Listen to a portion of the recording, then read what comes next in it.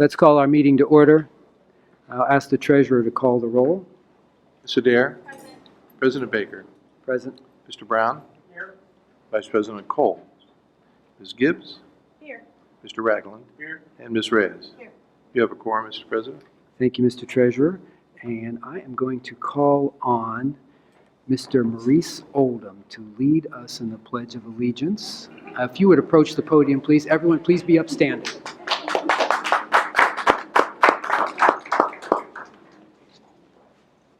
Welcome back, sir.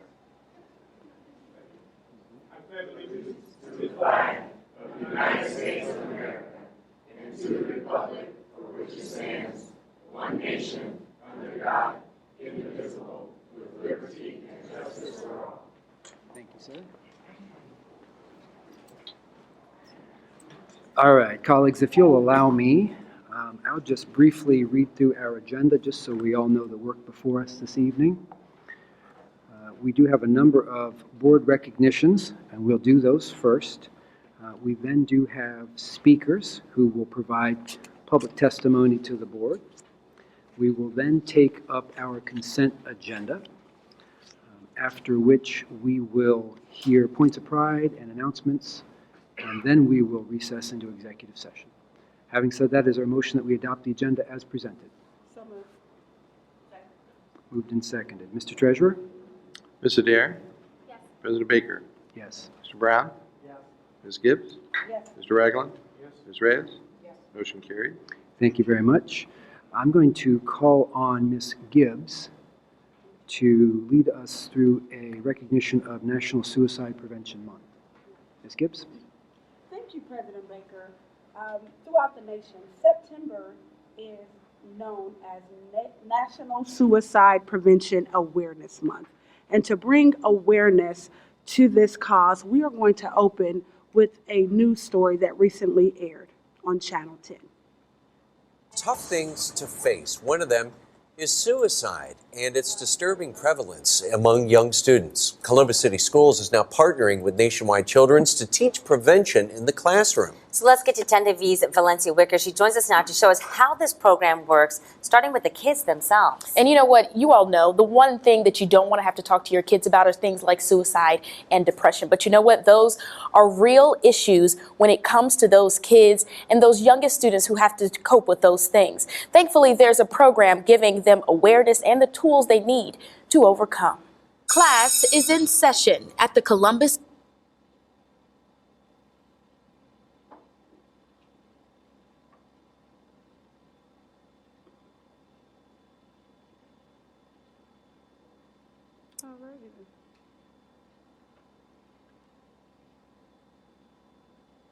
Gifted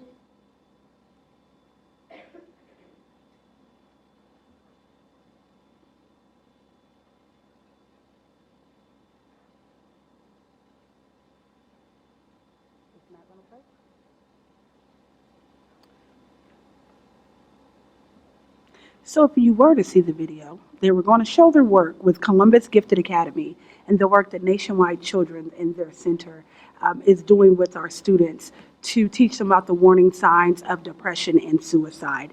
And we don't need a video because we are very pleased to have our very own amazing team that works with our people. So I would like to ask Ms. Cheryl Ward to come forward to the microphone to speak to the relationship with Nationwide Children's Hospital. Good evening, President Baker, Vice President Cole in his absence, and to the board. We stand before you with a partnership long-lasting at Nationwide Children's Hospital, both through behavioral health and a more recent partnership around signs of suicide with Dr. Ackerman and his group with the research of prevention and research through Nationwide Children. It has been an amazing journey. A part of Signs of Suicide is actually a prevention program that allows us to train and teach our teachers, having and providing information to our students so that they know the signs of suicide, they know warning signs, that they can seek help themselves. The program itself is a pretty robust program. It takes the work of all the clinicians that we partner with at the buildings for Nationwide, as well as our counselors, our social workers, and oftentimes our nurses, as well as school psychologists and our teachers. So we are proud of the partnership. Dr. Glenn Thomas is here, Dr. Ackerman is here, Cam Twyman, who works with our behavioral health, are here, and a clinician to help us celebrate and recognize the need. We are also partnering with them this month, and we are doing a series of parent sessions at various schools around the city to bring awareness. And so if I can do a shameless plug to the community to come out this month, we have several sessions available for parents, community, teachers, so that collectively we together can make a difference. Thank you.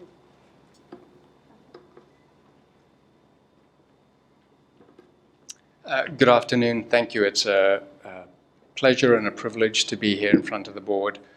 We truly appreciate our collaboration with Columbus City Schools. I think we have a shared understanding that we need to take care of the whole child, and that's why mental health is such a concern, particularly here in Franklin County. Over the last roughly decade, we've seen a fourfold increase in the rate of suicide with school-age children and teens, which is terribly concerning.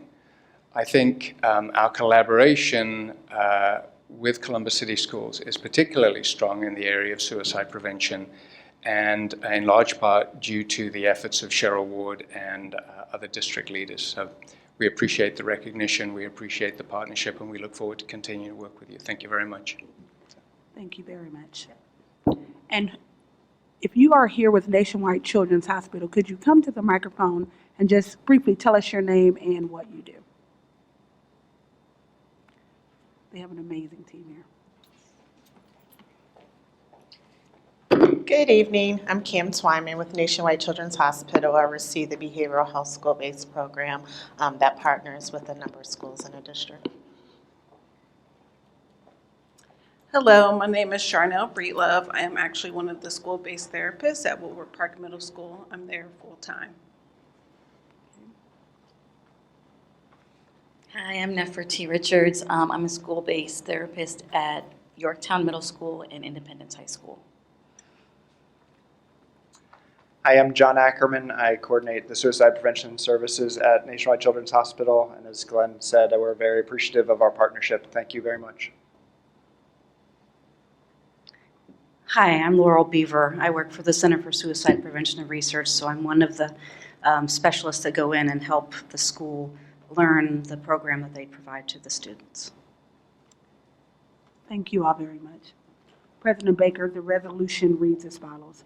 Whereas September is known throughout the United States as National Suicide Prevention Awareness Month and is intended to help promote awareness to the suicide issue and prevention resources available to our students, families, and our larger community. And whereas suicidal thoughts can affect anyone, regardless of age, gender, race, sexual orientation, income level, religion, or background. And whereas, according to the United States Center for Disease Control, each year more than 41,000 people die by suicide. And whereas suicide is the 10th leading cause of death among young adults in the United States and the second leading cause among young people aged 10 to 24. And whereas every member of our community should understand that throughout life's struggles, we all need the occasional reminder that we are all silently fighting our own battles. And whereas the Columbus Board of Education adopted policy 5350 to address suicide prevention, education, and incidents in the district. And the Columbus Board of Education publicly states and places its full support behind local educators, mental health professionals, athletic coaches, scout leaders, police officers, and parents as partners in supporting our community and simply being available to one another to prevent and address suicide. And whereas school social workers and school counselors are on the front lines of a battle that many refuse to still discuss in public. And as suicide and mental health wellness remains a forbidden topic that many refuse to recognize or openly speak about in our community. And whereas all of our district partners, and especially Nationwide Children's Hospital Behavior Health School-Based Program, work with our school social workers and counselors to provide an array of mental health services in our schools. And whereas over a 4-year period, the district has also partnered with Nationwide Children's Hospital Center for Suicide Prevention and Research to provide education and prevention services to students, parents, and staff through the Signs of Suicide program that you see on the screen.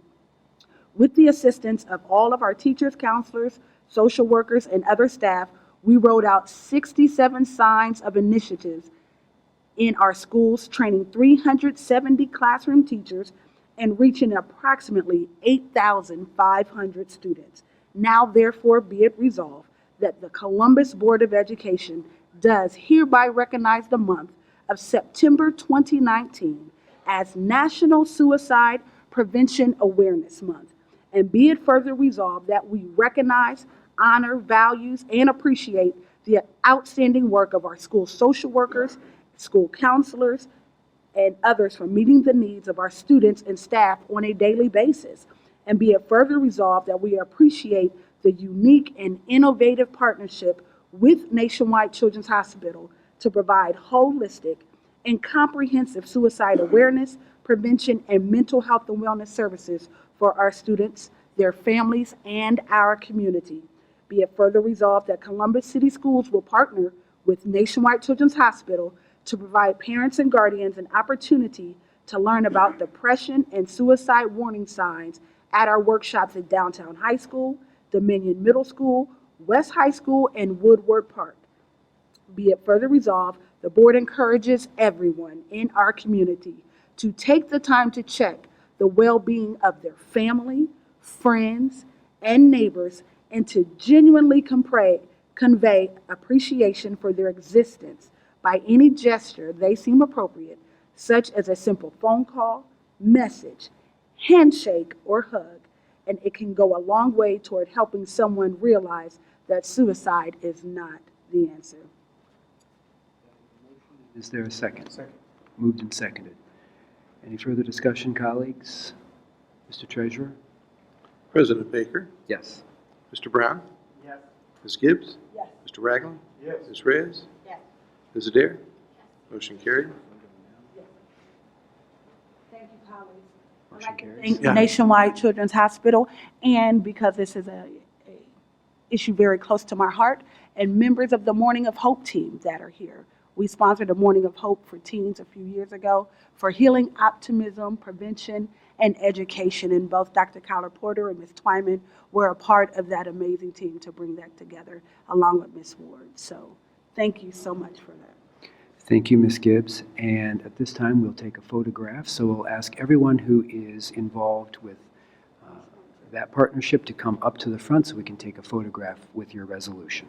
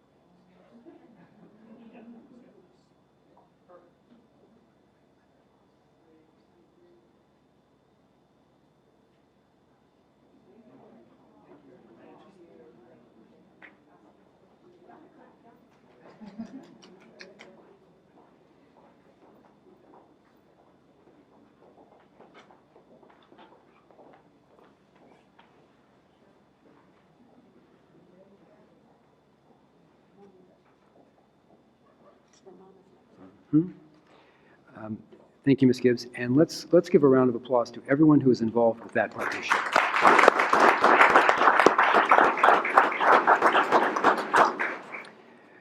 Thank you very much. Thank you, one and all. I'm going to call on Ms. Reyes next. Board Member Reyes, are you prepared to present a resolution? Sí. Muy bien. Buenas tardes a todos. Me da un placer tener la oportunidad de presentar esta resolución de parte de los latinos aquí en Columbus, no nomás la comunidad, pero también de nuestras escuelas. Can you translate? No, just kidding. Just kidding. I could give it a shot. I think I got most of that. So it's a great honor to have this opportunity to actually say a few words about National Hispanic Heritage Month. I recently had the opportunity to meet one of my sheroes, Chief Justice Sonia Sotomayor, and she talked about the opportunity of us that we have to have access to our children, to educate our children, to empower our children, to set a little seed of hope, high expectations, but to be present. And I truly believe that that's something that we do on a regular basis. Whereas Hispanic Heritage Month began as National Hispanic Heritage Week in 1968 and was later expanded to National Hispanic Heritage Month in 1988, and the month began on Sunday, September 15, which represents the anniversary of the independence for 5 Latin American countries: Costa Rica, El Salvador, Guatemala, Honduras, and Nicaragua. And the theme of this year's celebration of Hispanic and Latino heritage, culture, and contributions is Hispanic Americans, a history of serving our nations. Mrs. Gillison, what do immigrants do?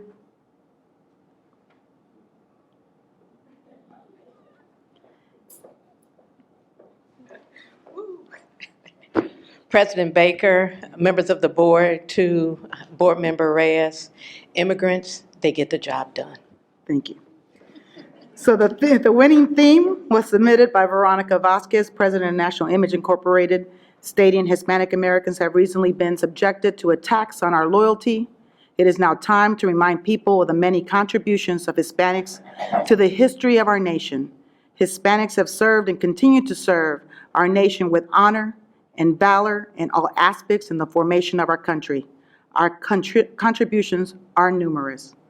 So the month is intended to broaden and increase the awareness of many Hispanic contributions to American culture, to show how diversified the Hispanic community is, and to promote a greater interest in young people as to the Hispanic history and culture. The Latino Americans have made important contributions to the cultural fabric of this country while achieving significant recognition in American literature, science, music, and political leadership. Hispanic and Latino Americans have helped to shape the city of Columbus and the state of Ohio through their profound influences as the community with a strong commitment to family, faith, and enduring work ethic. This community has made many contributions to our society through the civic contributions, including serving on school boards, state legislatures like Congress, and United States Supreme Court. That's the Spanish coming out of me here. Hispanic and Latino Americans represent an array of distant and vibrant cultures, each of which enriches our community and contributes to the unique and rich diversity of our nation, state, and city in many valuable ways, including significant contributions to the education of our students. The Columbus Board of Education established a Spanish and dual language and immersion program in the 1970s to honor and appreciate the rich and vibrant language, our culture of Hispanic and Latino communities around the world. So be it resolved that the Columbus Board of Education does hereby honor, values, and recognizes September 15th through October 15th of 2018 as National Hispanic Heritage Month. The Columbus Board of Education does hereby honor and values the many contributions and accomplishments of the Hispanic and Latino team members of the Columbus City Schools and their efforts of meeting and the needs of today's students' population and helping them achieve academic success. So be it further resolved that the Columbus Board of Education urges all residents of Columbus to join the district in expressing our gratitude to our Hispanic and Latino community and recognize the critical role they perform for our city, our state, and our nation. I believe that's a motion, and is there a second? Second. Moved and seconded. Seeing no further discussion, Mr. Treasurer? Mr. Brown? Yes. Ms. Gibbs? Yes. Mr. Ragland? Yes. Ms. Reyes? Yes. Ms. Adair? Yes. President Baker? Yes. Motion carried. Thank you, Mr. Treasurer. To invite our Chief Academic Officer, Dr. Tracy Ocasio, and our Director of Capital Improvements, Alex Trevino, and I don't know if Michael Sands is here. Yep, Michael Sands is in the back. and our Director of ESL Services, Michael Sands, to come and accept our recognition on behalf of the district. I don't know if you want to say a few words, because I kind of threw that on you, but I know Dr. Ocasio probably does. Of course. So not as elegantly spoken as Ms. Reyes, but I have heard that todos la gente es Latino en octubre y Cinco de Mayo. Cinco de Mayo. Yes. So everyone can be Hispanic in October and as well as Cinco de Mayo. And as you can see, everyone that is Hispanic definitely comes in a diverse presentation. Yeah. Dr. Sands, Alex? I'll just say it's an honor to literally be here and to be here serving the city school district. The immigrants, they get it done. That's right. So. Take a photograph. I am very excited and happy. I want everybody to know that there is a Hispanic Heritage Month calendar of events for the rest of the month till October 15th, all throughout the city. So if you look at Hispanic Columbus, you can find that. And then we will also be bringing some entertainment and recognizing some of our local heroes at our board meetings throughout the month. Okay, very good. Would you like to take a photograph? Yes, and we'd love to take a photograph All with right. our employees who represent some of our. All right, Pleasure. let's meet up right up front here. We're going to take a quick photograph. Come on up.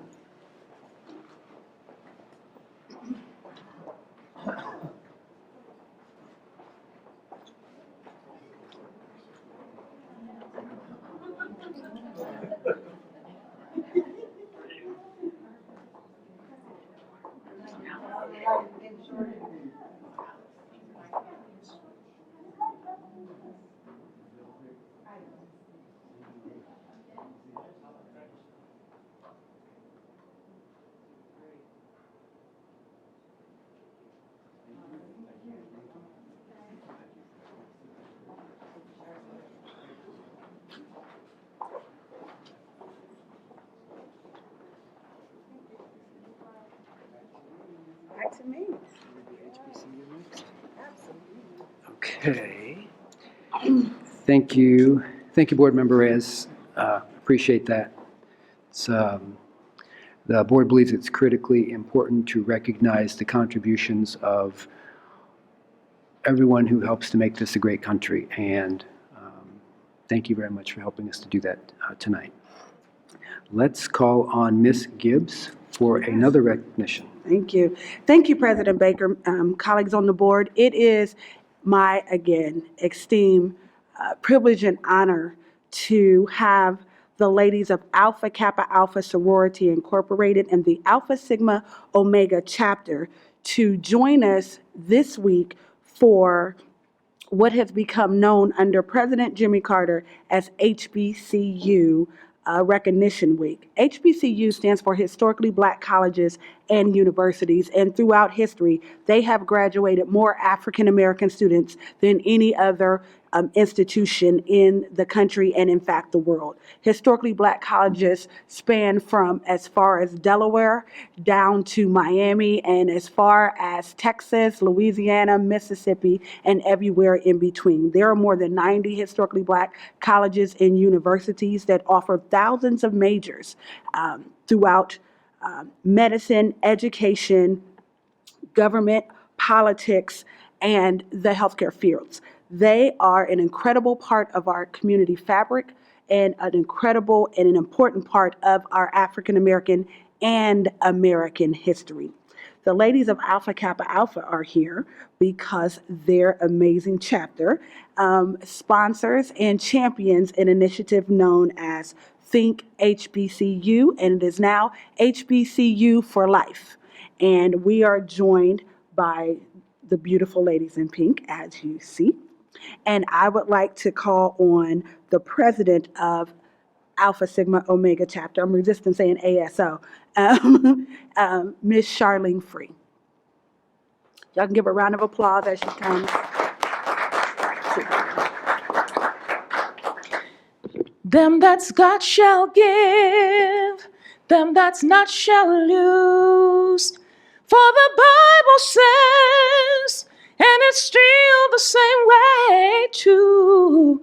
Mama may have, and Papa may have, but God bless the child who's got his own, who's got his own. Good afternoon. Woo! Thank you. My name is Charlene Free. I am the 33rd president of Alpha Kappa Alpha Sorority Incorporated, Alpha Sigma Omega chapter. To Mr. Brown, board president, to Mr. Michael Cole, vice president, in his absence, all of the other board members. Thank you to Ms. W. Shauna Gibbs for allowing us to receive this recognition, and to Dr. Talisa Dixon, who's also a member of Alpha Kappa Alpha Sorority Incorporated. Thank you for recognizing the important work that we do. HBCUs were created at a time when no other gates or doors were open to us. They were created for us, created by us, and many are still predominantly run by African Americans, and as Ms. Gibbs said, have graduated many that have made substantial contributions throughout the world and continue to. By a show of hands, if you are in this room and you matriculated from an HBCU, please raise your hand. And so you can even see that in this room, and with the various things that we do, the various occupations that we occupy, the various places in which we still stand on the shoulders of those that have created HBCUs. And so HBCUs are still very relevant, and we're glad that our international president, Dr. Glenda Glover, saw fit to have this Think HBCU initiative as a part of her presidential campaign through the year of 2022. And so we do have a specific focus on that. I would like to recognize the chairman in our chapter for our Target 1 HBCU initiative, Ms. Rhonda Evans. Would you please stand? And the co-chairman is sitting beside her, Ms. Tanoya Hill. Would you please stand? These ladies have only been in place a few months, as I have only been in place a few months, so they are a part of my leadership team, and I'm happy to have them with me, as well as all of the other members of Alpha Sigma Omega chapter. If you're in this room, would you please stand?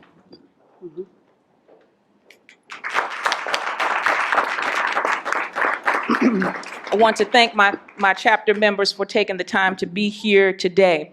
We have done the following things in terms of the HBCU initiative. We've been a table sponsor for the UNCF Mayor's Luncheon on February 1st, participated in the Bulldog Bash at South High School on August 10th, to pass out literature to parents and families. 400 were reached in that particular outreach. We also participated yesterday in the HBCU Impact Day at Northern Lights Library to interact with students and parents. We passed out literature, we talked to them, we answered questions. And Ms. Karen Carey, would you please stand? Hey. We call her Miss Central State because mention Central State and our meeting is over when Karen starts talking. But she did interact with several students there yesterday and really encouraged them about enrolling in college, why it's important. One young man asked, why is science important? She was able to tell him about that. The STEM program, the importance of HBCUs. And what I loved is that she kept telling them what they could be and what they could do. HBCUs allow people of color, as well as others that come there, it doesn't matter even if you're not a person of color. HBCUs have open arms and open doors and try to make everyone feel welcome like a family and try to pour into you. They will also straighten you out if you get out of place, because they really, really do want everybody that comes through its doors to make it. Also, the future activities that we have, one on Saturday. So we are very busy this week. We are co-sponsoring the HBCU College Fair with the Honorable Ray Miller. We are actually not just attending, we're one of the co-sponsors. So we're blessed to do that. We're participating in the UNCF Run for Education on September 28th. And our international president challenged each chapter to adopt an HBCU. Well, our chapter went beyond that. We adopted both Wilberforce and Central State University.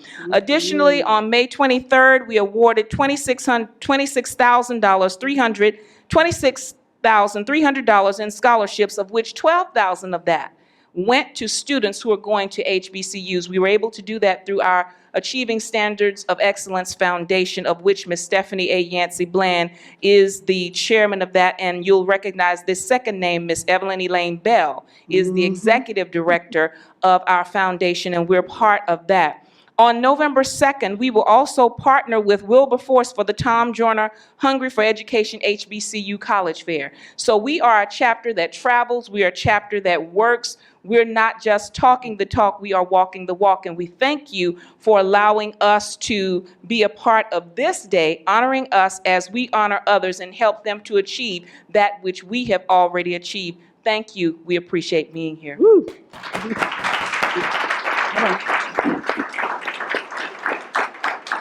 Thank you so much, Mrs. Free. I'm a very proud graduate of Clark Atlanta University. Our superintendent is a very proud graduate of Mississippi Valley State University, and we are very proud alum. But we have to recognize a very important group. If you send your paycheck as a parent of an HBCU student, please stand up. If you are, yes. Very important. Thank you so much. I see my good friend, Dr. Carla Porter, who sends all her check to Morgan State University. And while Karen loves Central State, all her loves went to Clark Atlanta University too, both of her twins.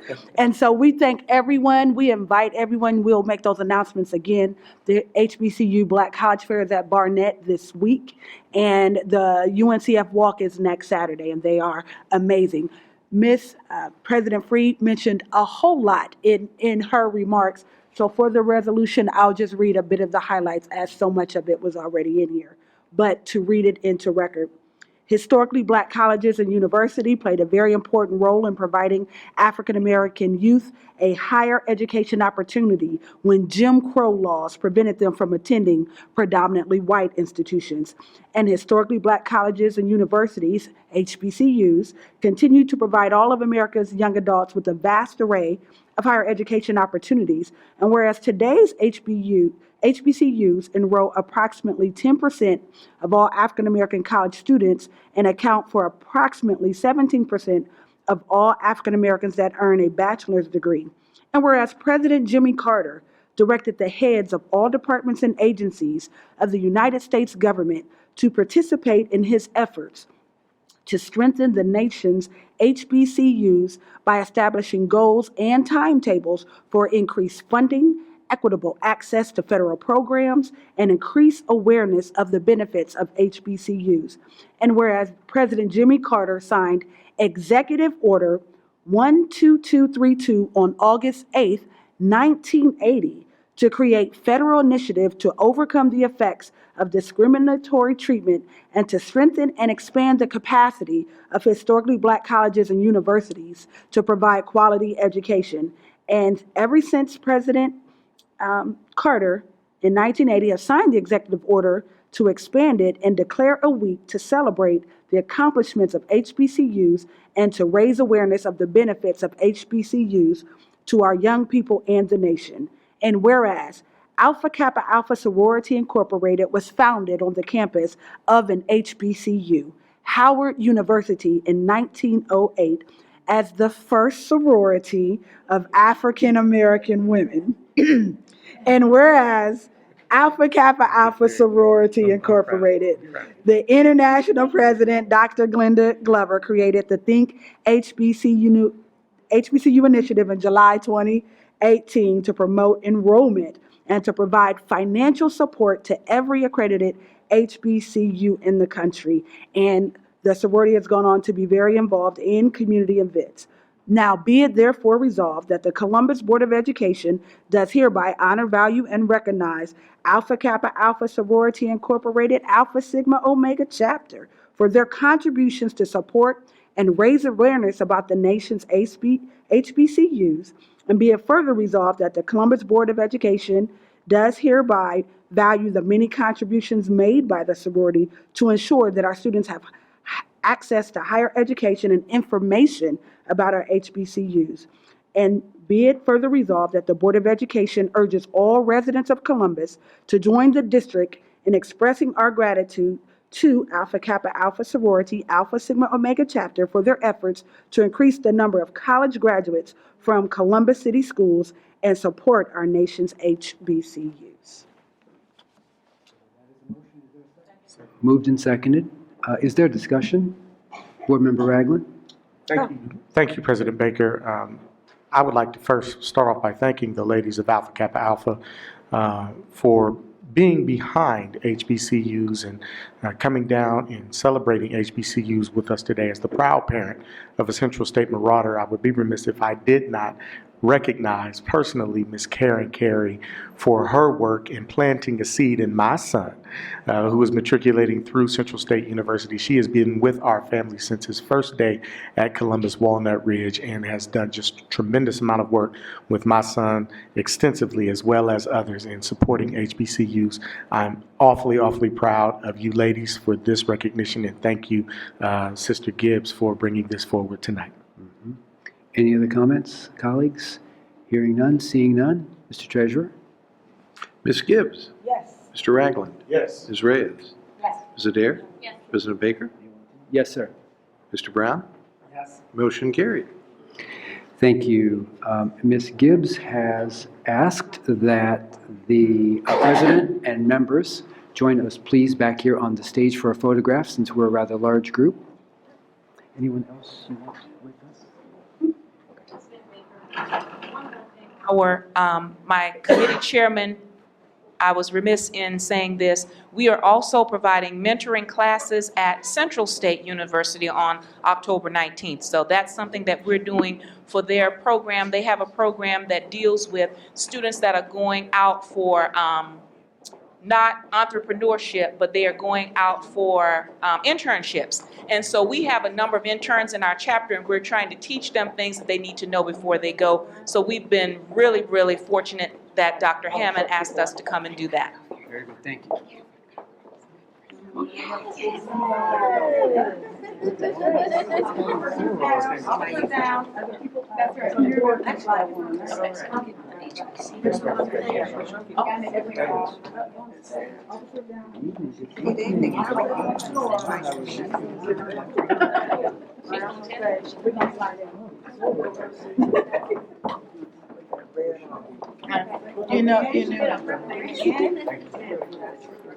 Dr. Dixon, can we turn off the light? I'm learning all the things. Thank you. We appreciate it. Thank you. I know you just seen her with her.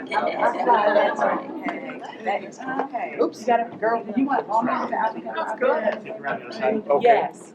If you are a member of Alpha Kappa Alpha, will you come forward? I think everybody's.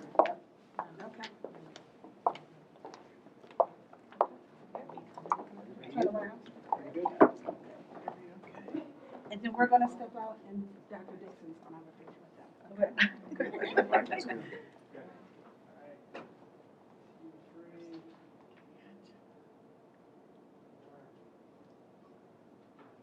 Thank you. There's one more. 1, 2, 3. 1, 2, 3. Perfect. Don't move. Thank you. Board members, please. Come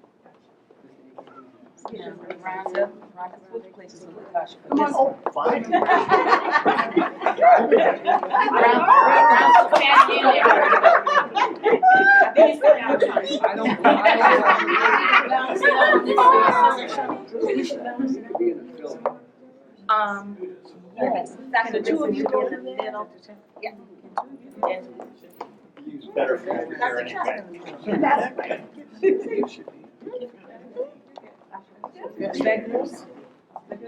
Yes, that's fine. 2, 3. AKA. 1, 2, 3. 1, 2, 3. Perfect. Thank you. Thank you. Thank you very much.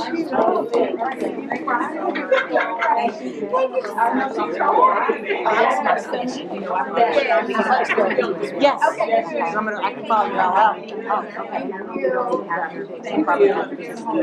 All right. But I also need to get this in from okay,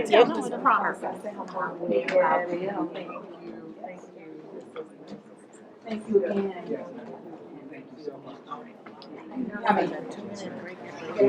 Yes. And now all y'all free to go. Okay. Okay. I'm gonna step out. I'll be right back. Okay.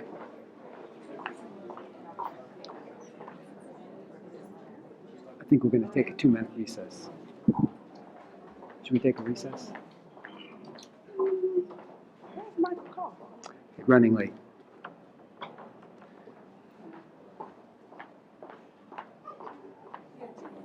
Pictures.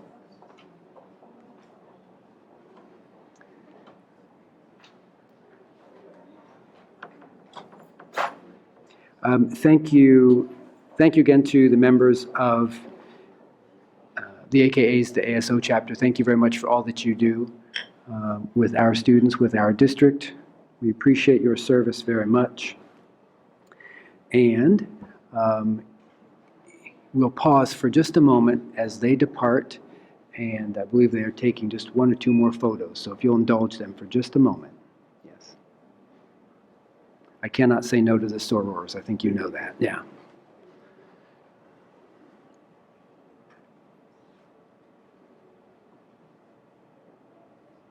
We'll give them just a minute. That's what they are.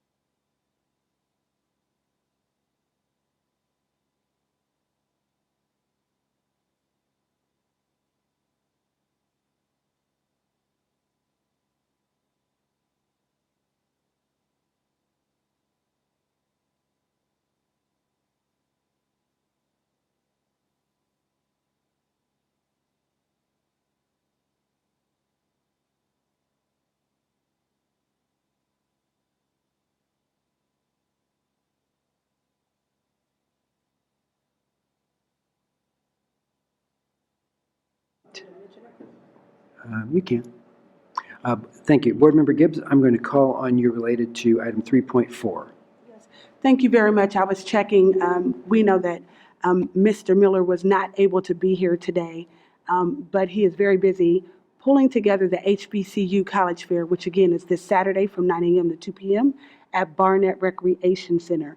And when he is able to join us, I would like to formally present his resolution to him in person, as it is the 9th year for his event, and it is amazing. Over 30 colleges and universities and community organizations will be represented. So I would like to give him his formal due.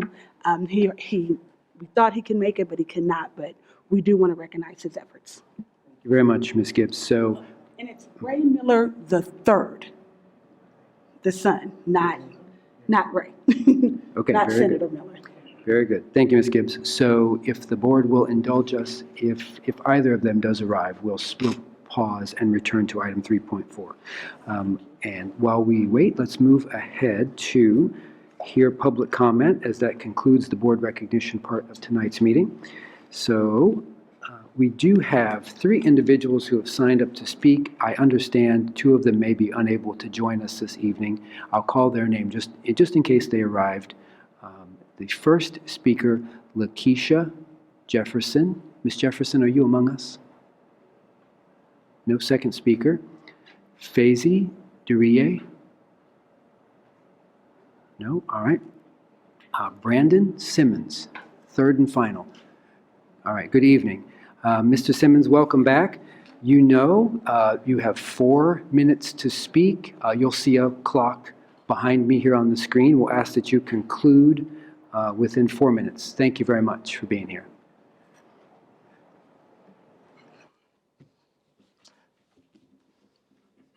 Good evening, President Baker, members of the Columbus City Schools Board of Education. My name is Brandon. I'm a proud Columbus City Schools student. I'm here today to talk about a couple different challenges that face the district. I choose that word challenges for a very purposeful reason, because challenges can be overcome. The first item that I'd like to address is the excessive heat that several of our buildings and thousands of our students face every day. This week it was about a high of 81 degrees. That means it's about 92 degrees in the classroom. I know because I measured with a thermometer. And so when you have temperatures that reach into the low 90s and oftentimes into the 100 when it gets up to 88 degrees, you really have 2 issues. You have one, you have a safety issue. I'm a senior, and for the past 3 years, I cannot remember a year when a student or a staff member has not had a medical issue with the heat and had to have medical attention called via 911 in an ambulance. And so you have really a safety issue first, safety for our students and safety for our hardworking staff members. And then the second issue that you have is it really hinders learning. And it hinders learning in the way that it makes it hard to concentrate and it makes it hard to focus. Yesterday, one of my classmates said, quote, "Why are you even here? It's too hot to learn." And so, you know, when your skin is sticking to the tables, when you have sweat running down your forehead into your eyes, it really hinders learning, and it makes it very difficult. And so, you know, we have about 13 buildings across the district that are still do not have central air, and that really hinders learning. But I also wanted to talk about, you know, there have been conversations about a levy being placed on the ballot next year to help alleviate some of those buildings and facility issues. And I wanted to make sure it's important to highlight that when taxpayers, you know, talk about levies and they look at levies, the issue is not whether or not the public is willing to invest in our schools. The issue has really been, when I talk to the community, the concern about how the board has been, frankly, spending the tax dollars that the community sends here. You know, when I go out into the community, they ask me, why have we spent $59,000 on, or allocated $59,000 for board travel in just this fiscal year alone? That's more than what we pay a first-year teacher with a bachelor's degree. I believe it's about 45, 44. And so that's, and then, you know, with benefits, that's a teacher. And so when I go out and I talk to the community, they tell me, you know, we would much rather have more teachers in our classroom than be spending salaries on board travel. And, you know, so my ask here today is for the board members who are attending that Miami trip next week, the 26th to the 28th, 2 of which will not be on this board come next January. And 2 others which, frankly, just 2 years ago, one wanted to leave the board, one decided to run for a different office, and one applied for a different office. And so, to be frank, when I go and talk to the community, they ask me, why are we spending money on that? Now, yes, of course, $59,000 is not enough to, or $30,000 is not enough to air condition an entire building. That's obvious. However, it does erode the public trust in the board, and it does make taxpayers question, why are we spending so much money on this when my student is sitting in an unair-conditioned classroom? And so why those 4 board members are in Miami, I ask you to think about a 92-degree classroom and think about trying to do that professional development in an unair-conditioned building. And because it is and I say this out of, I'm a senior, so I will not benefit from any central air conditioning. But I say this out of a passion for not only my school, but the district as a whole, because it's really important that we have learning environments where we can fully flourish. But it's also, frankly, an equity issue. You look at, is the student, for example, a standardized test or a MAP test, or even just an AP course, a student who's trying to learn that in a 92 degrees classroom probably will not do as well as a student who is comfortable, who doesn't have to worry about whether or not they're going to overheat, who doesn't have to worry about whether or not their skin is sticking to the desk and they have sweat running down their forehead, dripping into their eyes, and is burning. So that's my ask. Just think about how we can best allocate our resources and how we can best alleviate the overheating that's happening in our schools. Thank you. And of course, I always welcome any questions, and I will be here for most of the night, so you're always, of course, welcome to come up and ask me something. I appreciate it. Thank you so much. Mr. Simmons, thank you for taking the time to be here this evening. We appreciate your ongoing engagement. Any clarifying questions, colleagues? Only 3 board members are going to Miami. Oh, It's only 3. it's 3 now. Oh, okay. It's only 2, actually. I want you to have to write it. Oh, okay. So I'm sorry, I didn't realize that. Thank you, but I mean, it's still dollars that are not going to the classroom. Thank you. Thank you, Mr. Simmons. Thank you very much. Okay. And I do not believe we have any other speakers this evening. Thank you very much. Let's move on to, Mr. Miller's not here yet. Mr. Miller's not here yet, is he? No, okay. Let's move on then to hear from our direct reports. Madam Superintendent, would you like to share any items with the board this evening? Yes, I just have one item I would like to share. Last week and some other days, we've had several days in which we've had warmer than normal temperatures. And some of the buildings have been uncomfortable for staff and students, and we recognize that. So I've been meeting with the CEA president, and we have decided that I'm going to create a study team with CEA members and administrative team members to look at some policies or some that we can maybe investigate some policies that maybe our district can take to when we have some weather like we've had in the past. I know for many people think that it's best to maybe close all the schools when we have these severe temperatures, but it is a tough decision to make. We have 109 buildings total, and we have over 50,000 kids. So we try to make the best of those days. We are providing additional water, we're providing fans, and although it is not air conditioned, believe me, I've lived in both of my tenure in this district have been in non-air conditioned buildings, so I get it. And at Brookhaven High School, it was hot. At Columbus Alternative High School, it was hot. But we don't want to intentionally put anyone's health in jeopardy. But the picture is bigger when we think about different families and closing buildings and making sure that students also have a safe place to go, that they have meals, that learn. So for some of us as adults, it may be uncomfortable, and for some kids, it may be. But our end goal is to make sure that our kids are safe, that our staff members are safe, and if anything that we can do to offset some of that with being in the building, being uncomfortable, we make sure that we put some things in place on that. But I appreciate the CEA and the president reaching out, and we're saying to one another, let's work on this collaboratively. We want to come together and put some best practices in place. If that means, Brandon, maybe we will look out to you and have some students to participate on this team as well. But we want to come up with a strategy that's going to be appropriate for all of our students in our community and all of our staff to say we recognize it. We have some things in place for the short term, but long term, we do recognize that we need a better solution. Thank you. Thank you, Madam Superintendent. Any questions or comments for the superintendent's report, Mr. Ragland? Thank you, President Baker. Thank you, Madam Superintendent, for the formation of that committee, and that was going to be my my advice would be to include some young people on that committee as well with our CEA and our administration. I think their voice is necessary as we engage in that discussion. So thank you very much for that formation. Thank you. Thank you, sir. Yes, thank you so much. Thank you, Dr. Dixon, for that.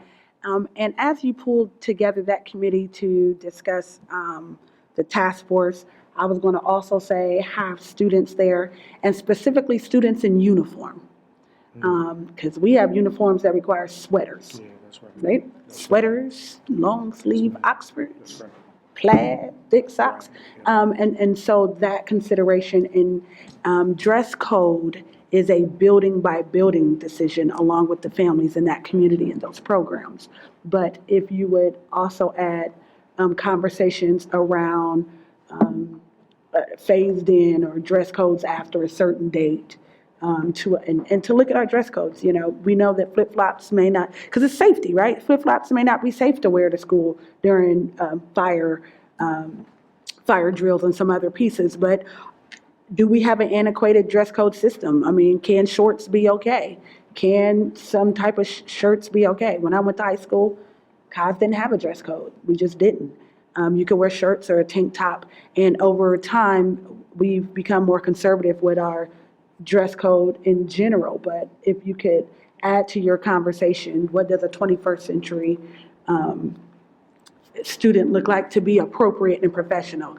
Under no circumstances do I want to see house shoes. And I wish more adults would stop wearing those in public, but I digress. But if you can add that conversation around, is it an October 1 start for certain types of clothing? Because we can never predict an Indian summer, but, you know, because we had a very cool start. It's one of the coolest start to the first day of school we've had in a long time. And then here comes Indian summer, you know, in the middle of September, and it can still get hot in October too. But I trust that your team will lead us to some good recommendations. Any other questions or comments for the superintendent? Yes, Board Member Adair. Third, that idea about the students, but also maybe incorporating some parents. I know we have some active PTAs in some of the legacy buildings. They might want to join. All right. Thank you, Madam Superintendent. Does that conclude your report? Yes. Thank you. Madam Internal Auditor, have you a report for the board this evening? Thank you, President Baker. I do not have a report this evening. Thank you. Mr. Treasurer, have you a report for the board this evening? Absolutely, I do. Thank you. Carry on.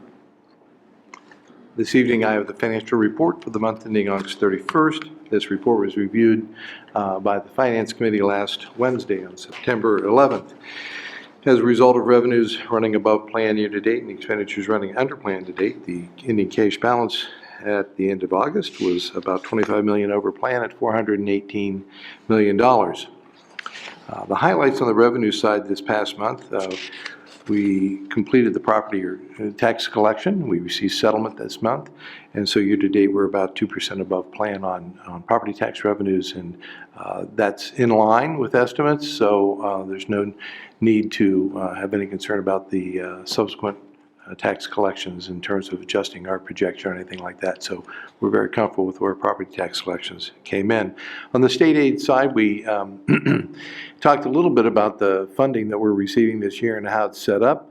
The fact that what we're receiving now on a monthly basis is based upon an unchanged funding level from fiscal 19 at about $359 million. And the $11.8 million that is referred to as student wellness and success funds are going to be distributed separately. We'll get two payments, one in October and one in February.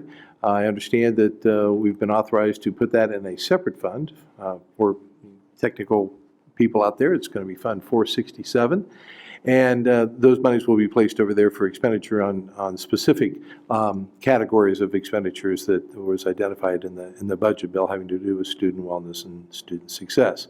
So we talked a little bit about that and its impact on our month-to-month plans. I will have a slide here later, I believe, to talk to you about how that's going to be reflected in our monthly reports. So just graphically on revenues, you can see property taxes slightly above plan, state aid spot on. That's why I've been looking at this to kind of figure out when that difference in the 11.8, because the 11.8 was in the plan for this year to come into the general fund, but now it won't. So I wanted to show the committee when that difference will begin to show up, and then all of the revenues are pretty not noteworthy so far. Other financing sources, while it may look like there's a large variance there, that is a result of last month and the receipt of some advances in, but it's not a large difference. As I mentioned to you, I went through quite a bit with the committee on looking at the foundation monies that we're going to get, the state aid monies we're going to get, and I've done a calculation in a couple of different directions and arrived at the same number, that what's in the plan for this year, as far as the general fund is concerned, is approximately $12 million more than what will actually be posted there because of moving this $11.8 million into a separate fund. So I wanted to show to the committee month to month what's planned, and if we receive in August, we receive in the balance of the year we received in August, where would we begin to see those variances? And it probably won't start to show up to us until about October or November, and ultimately it increases to that. And here I come up with about $11.13 million. So I'm in the ballpark for explaining how that variance will occur over time. So that's just the way they're going to fund us, and how we're going to have to account for that 11.8 additional money in a separate fund, but understand that all along in our May forecast, we were counting on an increase in state aid at approximately $11.8 million. So it's not really new money to us, but it is additional over last year, but it's just being accounted for a little bit different this fiscal year. On the expenditure side, personnel expenditures continue to run under plan, and as I discussed last month, we'll see in the month of September the impact of new positions as those wages begin to be paid out, and the new agreements for salary increases that have been approved or could be approved here in the very near future. Purchase services run under plan so far. We looked at those categories, and they're led by professional technical services, tuition to other districts, and some property services, which were each running about $600,000 to $800,000 under plan. The deduction for our community schools, charter schools, is right on target so far, but that can begin to vary once current year data is used in next month or two. So as always, we'll be watching that. Nothing else was noteworthy in expenditures, other than if you compare this month to last month, you'll see a rather large jump in other expenditures, and that's because the settlement, not only did we get revenue from the settlement, we also pay the bulk of our county auditor and treasurer's fees along with that settlement. So we posted about $3.2 million in those expenditures versus $3.7 that we had estimated. Just a graphical representation showing that charter's on spot on in terms of plan to actual, and the other categories are running under plan. We would go through the typical variance analysis, and we, again, this is our look at anything $5 million or more in dollar amount or more than 5%, and you'll see that only two categories meet the high, if you will, and that's in terms of percentage variances, that's other revenues and other financing sources. But again, the dollar amount's low and their contribution to overall revenue is low. So pretty much from a revenue standpoint, after only the first 2 months of the year, we're pretty spot on when it comes to actual versus plan. On the expenditure side, interesting graph, the zero line is at the top of this graph because all the variances are below plan, or in this case, because they're below plan is favorable, we refer to these as favorable variances, and you can see the personnel sticks out here, jumps off the page a bit at you because of the $12 million under plan and the 13% variance under plan. And again, the other items that are running under plan are not significant necessarily in terms of dollar amount, but they might be in terms of percentages, as you see here on this chart. So we'll be watching personnel. We'll see how it comes out in September and October as some of the, as I said, the wage increases and new positions come online and are reflected in our actual expenditures. I also pointed out to the committee something new that I put together for this year that we like to watch in terms of the appropriation or the revised budget and how it's allocated amongst the various line items. And I showed the committee the July numbers, and you can see in that second column from the right some of the changes that have been where dollars are moved from one account to another. And then when we go to August, you'll see that they total just a $24,000 change. That references an approved increase in the appropriation that the board did a I would say in August after we had adopted the original appropriation. So we expect that that change number to continue to be at 24,000 until the board does something different. But what we watch to see is movement amongst those lines, if there's anything significant that might help us explain our month-to-month variances. At this point, none of those are significant, but I just share with the committee what we watch on a regular basis. So all in all, revenues are a bit above plan, expenditures are under plan, a little bit more cash than we anticipated, which is always good. And that concluded my report to the committee. I don't, since Board Member Cole, the chair of the committee, is not here this evening to discuss anything else that transpired at FAC, I really have nothing else out of that committee meeting to report to you unless the other two board members that are on that committee would like to share anything there. But other than that, that concludes my report for August and the Finance Committee meeting that was held last week. Thank you, Mr. Treasurer. Questions, comments for the Treasurer? All right. Thank you very much. We appreciate it. All right, let's move on to our consent agenda. Is there a motion that we accept the consent agenda as presented? So moved. And is there a second? Board Member Adair. And Mr. Treasurer, please be advised that I've been advised that Board Member Adair will abstain on 16.1 and Mr. Ragland will abstain on 12.5, just so you are aware. Colleagues, comments, questions on any piece of legislation contained within the consent agenda this evening? Board Member Gibbs. Thank you, President Baker. On 21.7, the authority to accept a donation for Coleraine Elementary School. Just want to thank our community partners that continue to support and invest in our schools, and the Aladdin Shriners Hospital for their donation of some cash that will provide some very, very well appreciated equipment, walkers and standards to be used by our students with orthopedic impediments. They will come in handy, and we do appreciate them. Anything else? Board Member Ragland. Yes, I just wanted to clarify that 12.5 is the board correction for the Waterford. Yes, sir.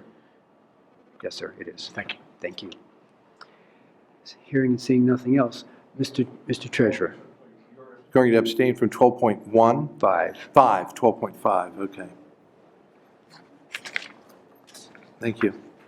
All right. Mr. Treasurer, you prepared to call the roll? Yes, sir. Please do.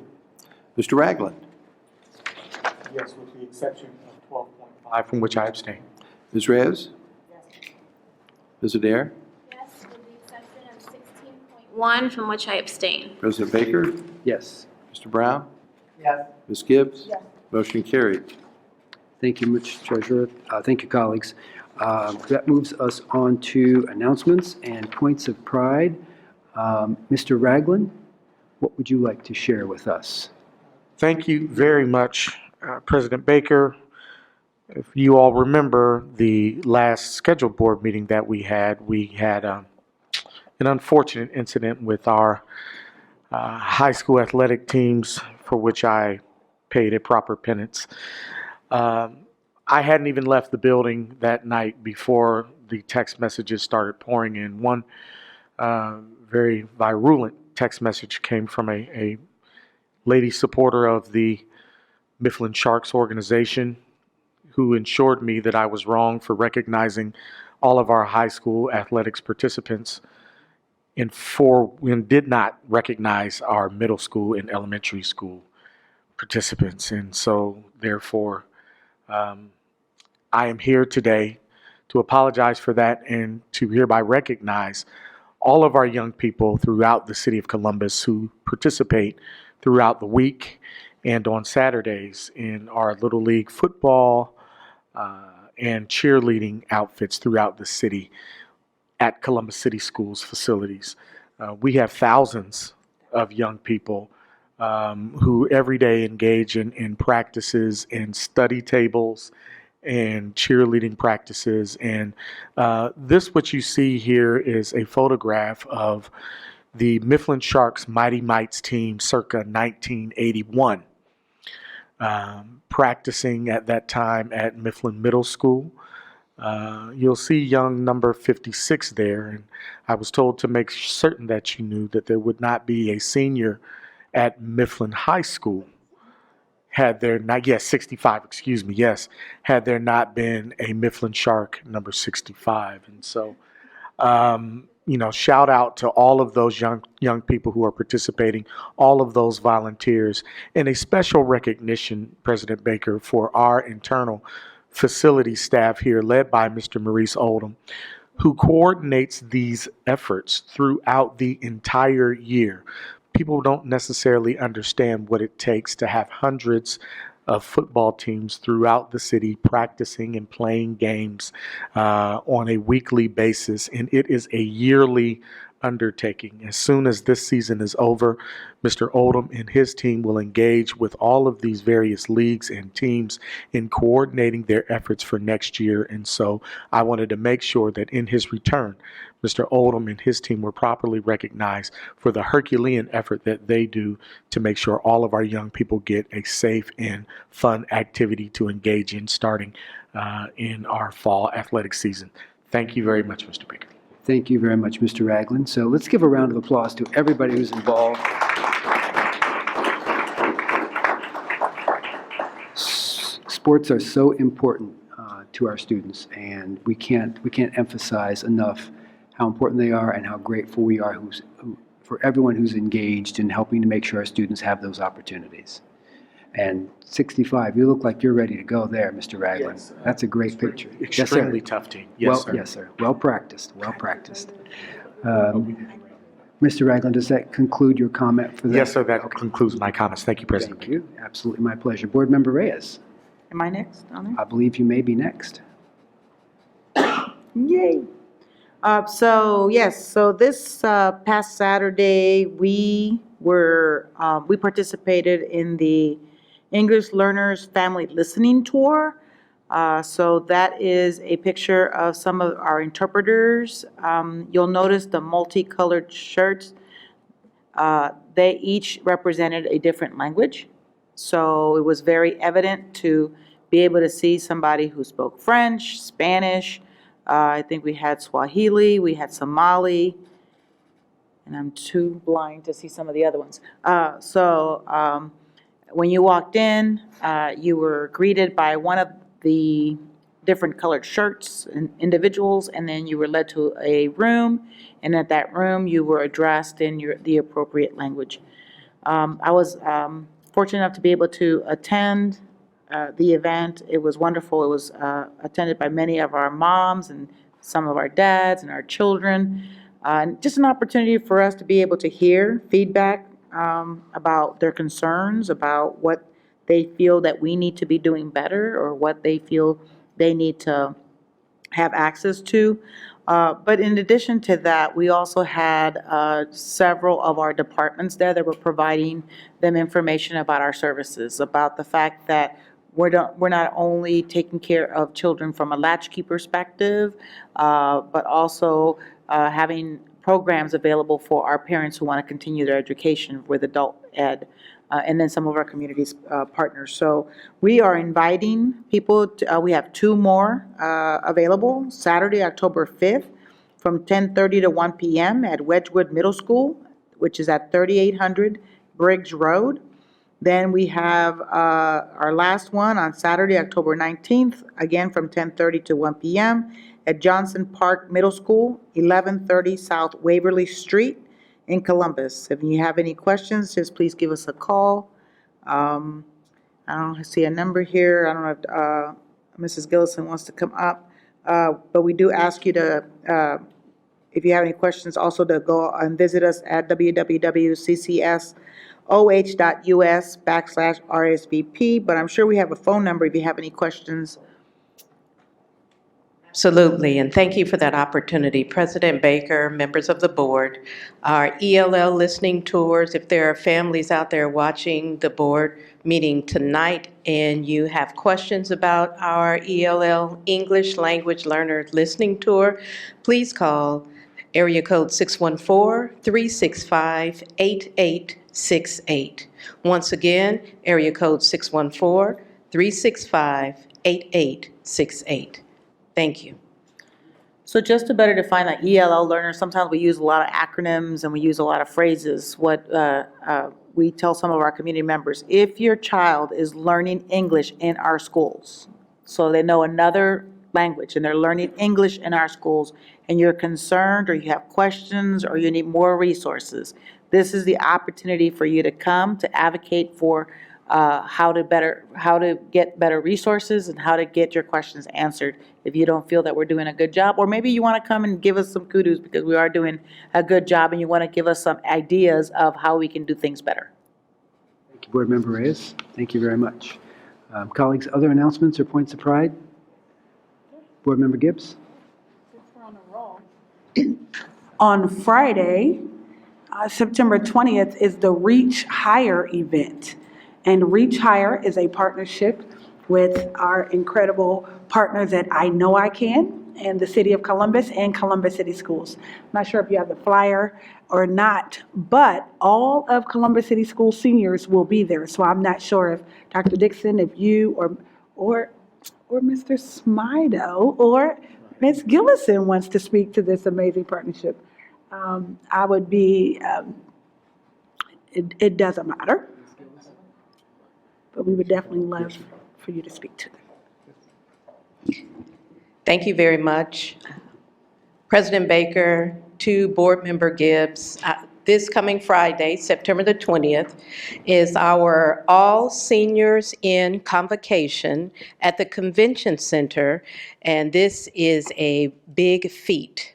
We are bringing over 2,100 seniors, and similar to a convocation for all of our staff, they're going to hear a message from our superintendent, from our mayor, from Javier and Leslie Turner, who is a graduate of Eastmoor Academy. Then she graduated from Duke, and now she is at Harvard, and it's about reaching higher. And all of their messages are going to be about reaching higher, not only for our young people, but for our adults to reach higher, because our superintendent has charged us all with an aspirational goal of 100% FAFSA, which means we will all be reaching higher. And this event would not be possible without the City of Columbus and their grant and our partner, I Know I Can. So we're really looking forward to reaching higher. Listen. Interim Director Smido, anything to add? President Baker, no, thank you. That sums it up completely. Thank you. Thank you very much. Nothing else to add. Thank you. Board Member Gibbs? I thank you both for those, and I really do just want to highlight, often people talk about what they think is happening, and this is something that we know is happening. Our city and our mayor, who is a very proud alum of Columbus City School, has said in his both word and deed, he is partner-in-chief with Columbus City Schools. And so we thank Mayor Ginther for his continued support of Columbus City Schools, his support of our Superintendent, Dr. Dixon, and all the work that we do that you see at the table and what you see behind the scenes, whether it's coordinating going around construction, whether it's making those calls of whether we are going to school on snow days, or this amazing event to make sure our graduates don't just start the school year, that they finish walking across the graduation stage. So if you would convey our thoughts and our thanks to our partners at the City of Columbus for all that they do, and our amazing partners of I Know I Can, who are in our buildings every day, that are working with us side by side to make sure our students reach higher. They go where they want to go and they get there, right? Don't just graduate, they make it to campus and they finish, or they make it to their destination of choice, whether they're going to work, going to the military, going to ROTC, we're all in. And so I know it's a big deal. So thank you all for all the work that you're putting in for the program. That's all I have. Any other? Interim Director Smido, yes, sir. Sorry, President Baker, Board Member Gibbs. I just want to say thank you. The mayor, we provided the funding for the opportunity, but it's really the work that your teams do every day that gets the work done.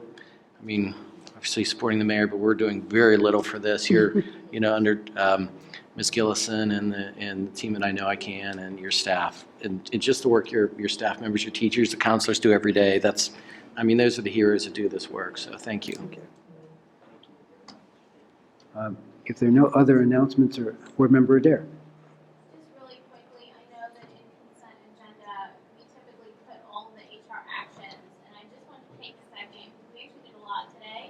and just say welcome to a lot of our new CCS team members, because without our CCS grown-ups, we can't make our mission happen. So welcome to our new teachers, administrators, hourly staff, tutors, substitutes, coaches, everyone who is getting on board and helping us all meet our mission. So I just wanted to take a moment and say thank you to all of you. Thank you.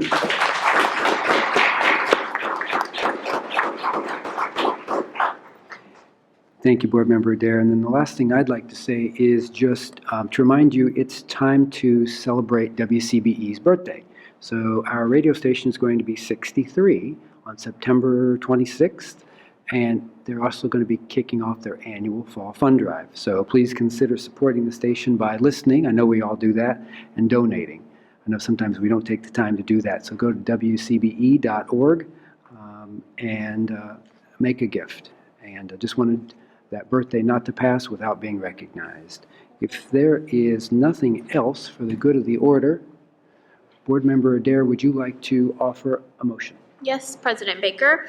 I move that the Board of Education recess into executive session per Section 12122G1 of the Ohio Revised Code to consider the appointment, employment, or compensation of public employees, and in regards to Section 121.22G4 of the Ohio Revised Code to prepare for, conduct, or review negotiations or bargaining sessions with public employees concerning their compensation or other terms and conditions of their employment. Second. Moved and seconded. Seeing no discussion, Mr. Treasurer? Ms. Reyes? Yes. Ms. Adair? Yes. President Baker? Yes. Mr. Brown? Yes. Ms. Gibbs? Yes. Mr. Ragland? Yes. Motion carried. Thank you very much. The board will now recess into executive session. We'll adjourn from those chambers without returning to these. Thank you. Have a good evening.